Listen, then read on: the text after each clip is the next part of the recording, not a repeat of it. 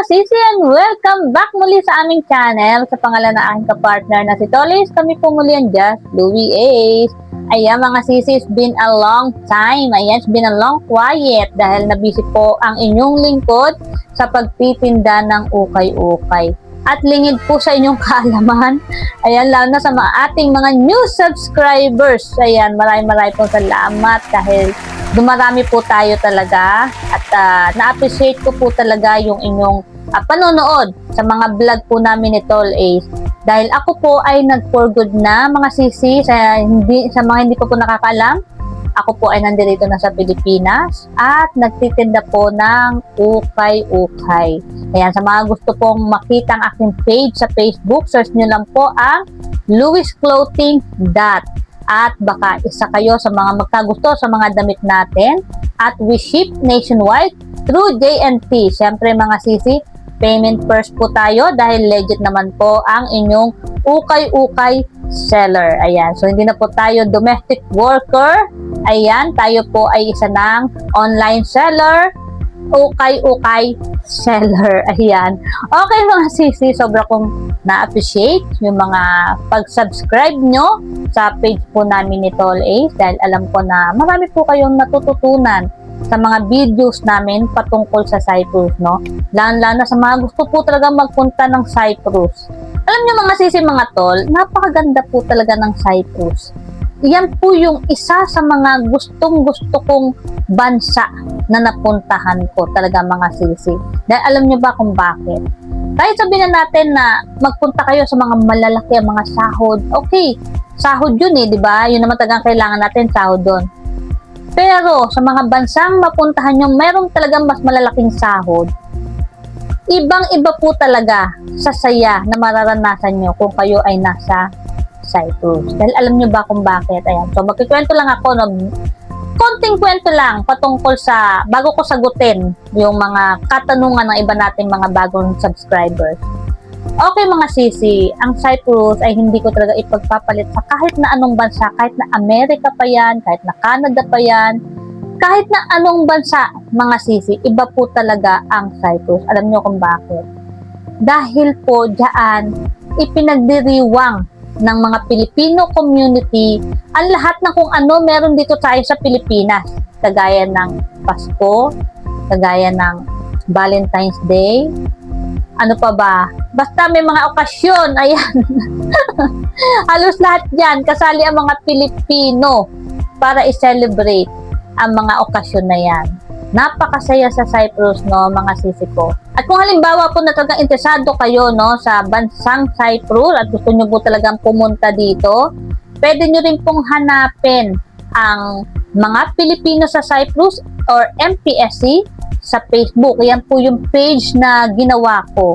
11 years, malapit na mag 11 years na siya. Ayan, so nag-celebrate na po ng 10 years anniversary ang mga administrator ng MPSC. Kahit nandito na po ako sa Pilipinas, nandun naman po si Tol Ace at sinelebrate pa rin po nila ang ika-10 years anniversary.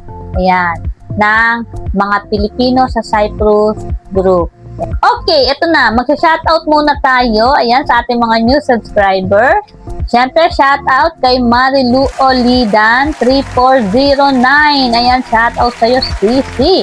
At siyempre, kay Lovely Hamili 2500. Ayan, nasa Kuwait po siya.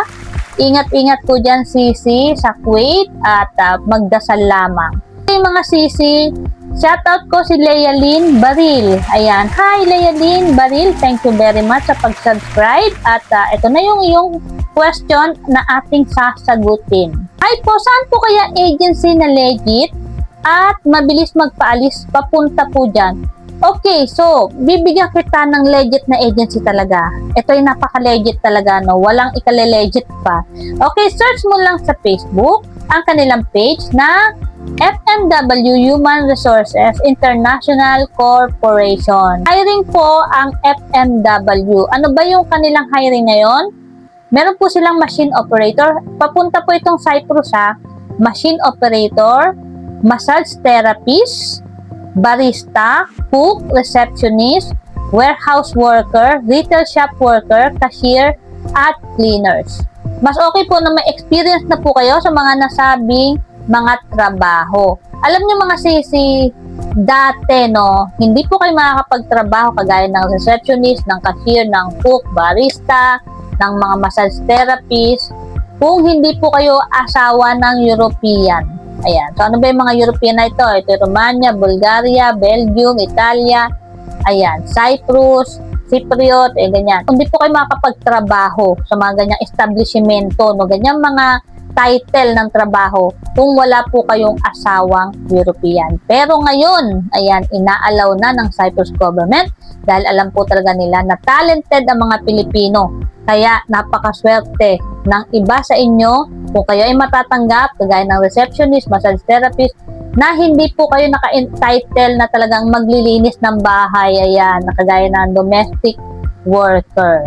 Napakaswerte nyo po dahil ang ilan sa mga nasa Cyprus, nagsipag-asawa po talaga kahit matatanda na para lang magkabisa, no? Para lang magkabisa at makapagtrabaho sa mga establishment na may mas matataas na sahod.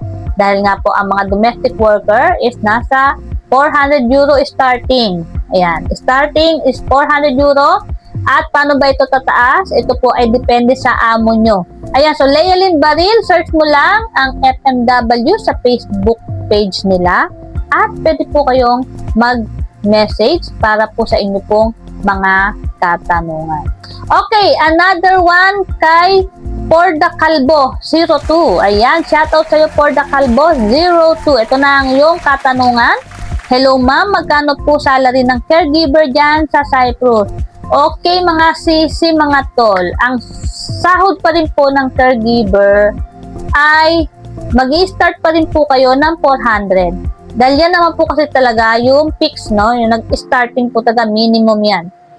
At kung halimbawa po na talagang napakahirap talaga ng sitwasyon ng matanda, kung paano po nyo talaga sila inaalagaan, doon na po magtataas ang inyo pong mga amo. Anyway, nung nandyan po ako sa Cyprus, 400 nga lang, di ba? Starting talaga 400. Hanggang sa tinaas ako ng 450, hanggang tinaas ako ng 500, hanggang sa unti-unti is nagiging 600 na po ako. Ayan mga sisi, 7 years po ako nag-alaga sa aking alagang lola at 2 lang po kami sa bahay. So, yan po yung isa sa mga swerte ko, no, sa pag-aalaga kay lola dahil 2 lang po talaga kami sa bahay. Kaya ang sahod ng pagiging caregiver sa Cyprus mga sisi ko ay nakadepende po yan sa magiging trabaho nyo sa inyong mga inaalagaan. At kung magke-caregiver lang rin naman po kayo, siguro doon na po kayo sa mga bansang mas mataas po ang sahod. Anyway, isa po yung Israel. Kaya lang po, ang problema po ngayon sa Israel, ayan po at meron pong gera. Pero napakaswerte nyo po kung kayo po ay nasa Israel mag-caregiver. Okay, another one question. Si Rosemary Arabis. Ayan, shout out sa iyo, Sisi. Okay, ito ang yung katanungan. Ma'am, medical pa po ba agad? Tama po ba yan? Kahit wala pa amo? Opo, ayan, opo, medical. Once na may agency po talaga tayo, talaga pong medical na po agad sila. Once na nag-request ang agency ng medical, kahit wala pa po talagang amo, is kailangan nyo po talagang mag-medical. At hindi naman po yan agad-agad naman na i-expire. Malay nyo, bigla na lang may amo na agad. At least, tapos na po kayong ma-medical. At kung meron man kayong problema or something, is pwede nyo po agad magamot hanggat wala pa pong amo para po maging fit to work po kayo sa mga susunod nyo pong medical. Ganun po talaga. Sa pag-apply po talaga natin, talagang gagastos po talaga tayo. Tama po ba? Kaya kung ano na lang po yung request ng ating legit na agency, basta legit yung agency na applyan nyo, sundin na lang po natin. At ito pa po kung halimbawang nakarating na kayo sa Cyprus, ayan, at kagaya ko po kasi, nung dumating na po kami sa Cyprus, kinabukasan po, kasi pinagpahinga pa po kami sa agency namin, nagpahinga po kami doon, at kinabukasan, ayun na po, pinamedical po kami ulit doon para po yan sa magiging visa nyo sa immigration. Ayan. Kailangan po kasi ng medical para po magka-visa na po tayo sa loob ng Cyprus talaga. Doon na po, iba-biometric tayo sa immigration, ganyan. at magiging legal tayo. Ayan, dahil meron naman tayong mga employer. Okay, next question. Ito yung last na question na to At susunod na lang po ulit yung ibang mga question. Okay. Kay Michelle Changalan. Ayan. Shoutout sa'yo, Sisi. Hello, ma'am. Mag-apply po ako dyan. Kaya ko sinubaybay ang vlog nyo. Nyo po, totoo po ba na 450 euro daw po ang sahod ngayong 2026? Okay, ayan. Yan pa rin po ay nakadepende po sa employer. Ayan. Kung halimbawa dito pa lang sa Pilipinas, nag-apply na po kayo at sinabi ng employer sa agency na ang gusto kong sahod sa aking domestic worker ay 400 po talaga ilalagay. 450 po ang ilalagay. Kasi ang pinaka minimum po talaga is 400 hanggang ngayon. Ang sahod po kapag nasa Cyprus na kayo is depende na po yan sa magiging amo nyo. Kung talagang hard worker kayo, nakikita talaga kayo na talagang napakagaling nyo. Sige, may mga among hindi naman talaga sila kuripot. May mga amo talagang bibigyan at bibigyan kayo na mas mataas na sahod. Napakarami po sa Cyprus na matataas po ang sahod. Inaabot pa nga po ng 700 euro, 800 euro, 900 euro, 1,000, 1,200 euro. Meron pa nga 1,500 euro. Ayan, so maniwala kayo sa hindi, tumataas po ng ganyan ang sahod ng ibang mga Pilipina sa Cyprus. Sa mga susunod na ating mga vlog, sasagutin ko muli ang inyong mga katanungan at nagpapasalamat po ako sa pagsuporta nyo. Ayan, manood lang po kayo ng manood ng mga videos natin about Cyprus at sure ako na magkakaroon po kayo ng idea. Ayan, dahil yan naman po talaga yung aming karanasan ni Tol Ace pagdating po sa Cyprus. Ayan mga sisi, mga tol, at syempre, kung nagustuhan nyo ang ating video, don't forget to subscribe. At syempre, click nyo rin ang bell button para mas magiging updated kayo sa mga next na video ng Josh Louie Ace. Ayan, see you again next time and bye-bye.